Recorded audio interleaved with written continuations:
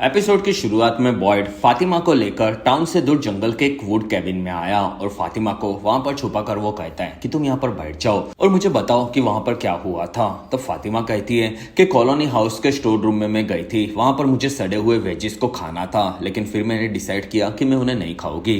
वहीं पर टीली आ गई और वो मेरी मदद ही कर रही थी, लेकिन अचानक से मुझे अंदर से गुस्सा आने लगा जो कि मेरे पेट के अंदर की चीज के चलते हुआ था। फिर मैंने खुद का कंट्रोल खो दिया और फिर मैंने खुद को रोक नहीं पाई, जिसमें मैंने वहीं पर टिली को मार दिया। तब बॉयड कहता है कि तुम यहाँ पर रुको, जिसमें मैं कुछ ना कुछ जरूर करूंगा। साथ ही मुझे ये भी सोचना पड़ेगा कि हमें आगे क्या करना चाहिए। बाकी याद रखना कि तुम मेरा परिवार हो और तुम्हें मैं कुछ नहीं खोने दूंगा। तब फातिमा दुखी हुई। वहां पर बॉयड ने फातिमा को सड़े हुए वेजिस खाने के लिए रखे हैं इस बारे में बताया। तो फातिमा बाहर में आया और वहां पर वो सब सोचते हुए दारू भरने लगा, लेकिन फिर उसने नशे को छोड़ने का डिसाइड किया। वहीं पर उसे अंदर के कमरे से आवाज आई। तब वो बोतल लेकर आगे बढ़ा और तब अंदर के कमरे से हेनरी आकर उससे मिला और जेड पूछता है कि तुम कौन हो। तब हेनरी कहता है कि मैं टाउन में नया आया हूँ, जिसमें मैं विक्टर का बाप हूँ। तब जेड ने उसे छोड़ा। फिर हेनरी कहता है कि तुमने यहाँ पर काफी रिसर्च किया है, तो क्या तुम्हें कुछ मिला। तब जेड कहता है कि अभी तक नहीं। तब हेनरी कहता है कि क्या मैं दारू पी सकता हूँ। तब जेड ने उसे दारू दी और हेनरी वहां पर दारू पीने लगा, जिसमें जेड उसके रिसर्च को अभी भी समझ रहा था, लेकिन उसे कोई नया क्लू नहीं मिला। दूसरी तरफ मैं देखकर चौंक गया। दूसरी तरफ जूली हॉस्पिटल में सुबह होने पर आकर रैंडल से मिली और वो कहती है कि क्रिस्टी और मैरियल कहाँ पर है। तब रैंडल कहता है कि मुझे नहीं पता। तब जूली कहती है कि मुझे यहाँ पर रुकने देने के लिए थैंक्स कहना, साथ ही तुमने भी मेरी काफी मदद की है। तब रैंडल कहता है कि कोई बात नहीं। तब जूली कहती है कि हमें उन पत्थरों के बीच वाली जगह पर जाना चाहिए, क्योंकि हम दोनों ने वहां की एनर्जी को महसूस किया था। तब रैंडल कहता है कि वैसी जगह से मुझे दूरी रहना पसंद है। तब जूली कहती है कि उस जगह से हमें कोई मदद मिल सकती है। तब रैंडल कहता है कि उस जगह से चीज है कि चलेगा, सबसे पूछताछ करो, जिसमें मैं टाउन में आए हुए नए लोगों से बात करता हूँ, क्योंकि वो लोग कल ही आए थे। और कैनी, तुम अब डेप्यूटी शेरिफ नहीं हो। तब कैनी मुझसे नाराज हो। तब बॉयड कहता है कि तुम जाकर केस को सॉल्व करो। वहीं पर डोना आई और वो लाश को देखने लगी। फिर वो कहती है कि हमें इस बारे में सारा से पूछताछ करनी होगी। तब बॉयड कहता है कि ये उसने नहीं किया है। तब डोना कहती है कि अभी सिर्फ मैंने इस बारे में पूछा है, लेकिन बाद में सभी लोग इसी बारे में बात करेंगे। और तुम्हें क्या लगता है कि उसने ये नहीं किया है, तो तुम्हें डायरेक्ट जाकर उससे इस बारे में पूछना। नाम थॉमस है। और ये सुनकर तबीता चौंक गई। फिर वो कहती है कि इसका क्या मतलब है। तब जिम कहता है कि इस जगह की चीज हमारे बारे में सभी चीजें जानती है, जिसमें वो सिर्फ हमें तड़पा रही है। वहीं पर दरवाजे पर नॉक हुआ। तब वहां पर सारा आई और वो कहती है कि मुझे यहाँ पर नहीं आना चाहिए था, लेकिन तबीता, विक्टर मेरे घर के बेसमेंट में काफी दुखी है और ये चीज उसके लिए काफी इंपॉर्टेंट है और वो सिर्फ तुम ही से बात करना चाहता है। तब तबीता वहां पर जाने के लिए तैयार हुई। तब तक एल्जिन हॉस्पिटल में आया और वो मेडिकल का कपबोर्ड देख रहा। दृष्टि को नहीं बता होगा। और क्या तूने टिली के बारे में सुना। तब एल्जिन वहां से हंसकर निकला और तब एल्जिन ने कपबोर्ड में से शरीर खत्म करना होगा।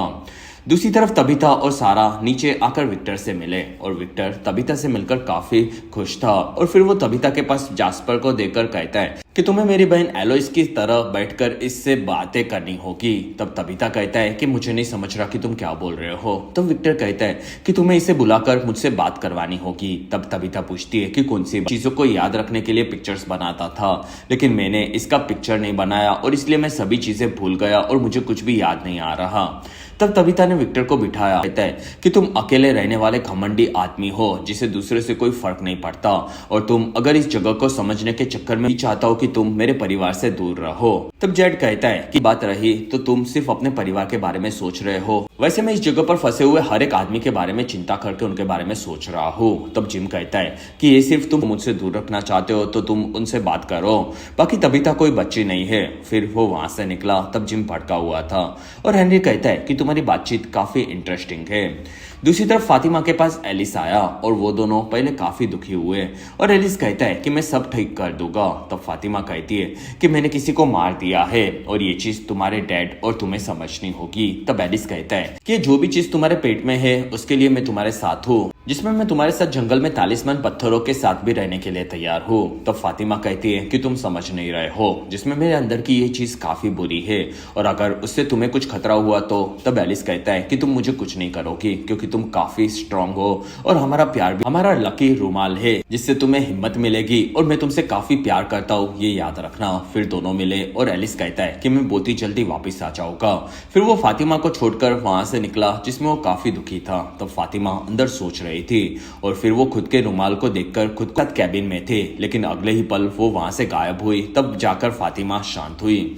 दूसरी तरफ एल्जिन अपने कमरे में आया और फिर उसने अपने हाथ को बांधा और एल्जिन को फोटो से पता चला था कि उसे खुद के शरीर से खून निकालना था। तब एल्जिन ने खुद को पहले काफी हिम्मत दी और फिर वो बैठ गया और उसके बाद वो अपने लाए हुए पाइप से खुद के शरीर से खून निकली। तब एल्जिन जिम को कहता है कि मेरी एक सलाह सुनोगे? तब जिम कहता है कि जरूर। तब हेनरी कहता है कि तुम्हें अपने पत्नी की बातें मुंह बंद करके सुननी चाहिए। और तब जिम ने हेनरी को पूछा कि ऐसा क्यों? तब हेनरी कहता है कि मैंने तुम्हारी बातें सुनी जिसमें तुम मुझे मेरे 40 सालों के पुराने दिनों की याद दिला रहे हो, जिसमें मैं भी अपनी पत्नी की रहे हो और मुझे पता है कि तुम भी अपने परिवार के लिए काफी डर रहे हो, यानी कि तुम ये सिर्फ खुद के लिए कर रहे हो जिसमें सिर्फ मैं ही तुम्हें समझ सकता हूँ। तब जिम आकर हेनरी के साथ बैठ गया और वो कहता है कि मेरा बाप काफी बड़ा बेवड़ा था। तब हेनरी कहता है कि मेरा भी। तब जिम कहता है कि जब जूली पैदा हुई तब मैं काफी खुश था और फिर तबीता सो गई थी। तब मैं पास के बार में आया और मैंने वहां का सबसे बड़ा विस्की का ग्लास लिया जिसे मैं घंटों तक पीता रहा और मैं खुद को वादा कर रहा था कि मैं उस दिन के बाद एक अच्छा बाप और पति बनकर रहूंगा।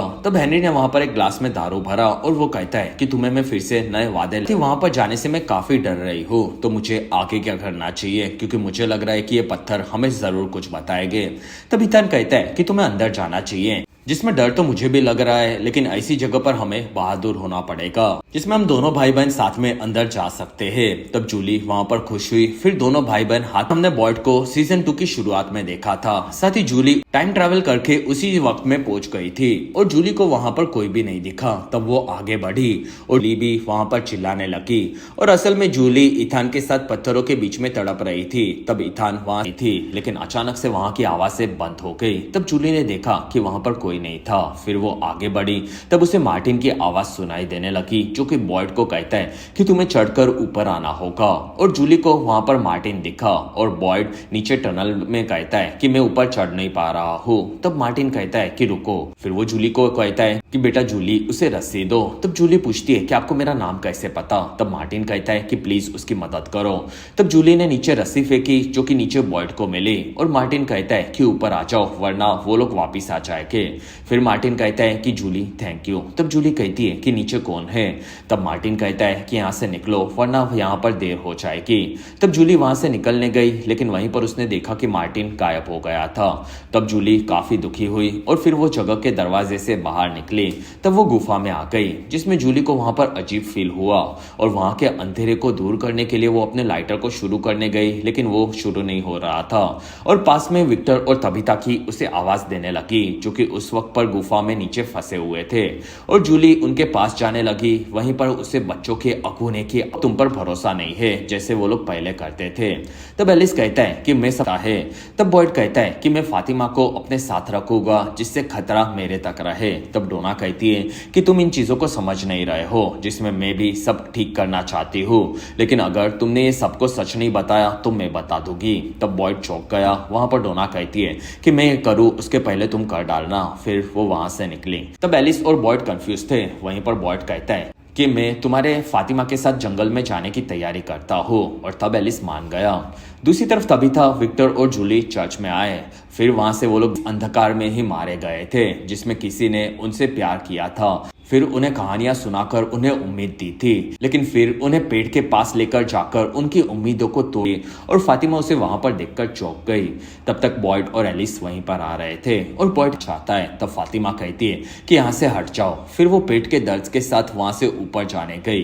तब एल्जिन कहता है कि मुझे माफ कर दो। फिर वो फातिमा को पकड़कर एपिसोड यहीं पर खत्म हुआ। बाकी अगर आपको ये सीरीज पसंद आ रही है तो आप इस चैनल को सब्सक्राइब करें जिससे एपिसोड 9 के रिलीज होने पर आप हमारे वीडियो को सबसे पहले देख सके।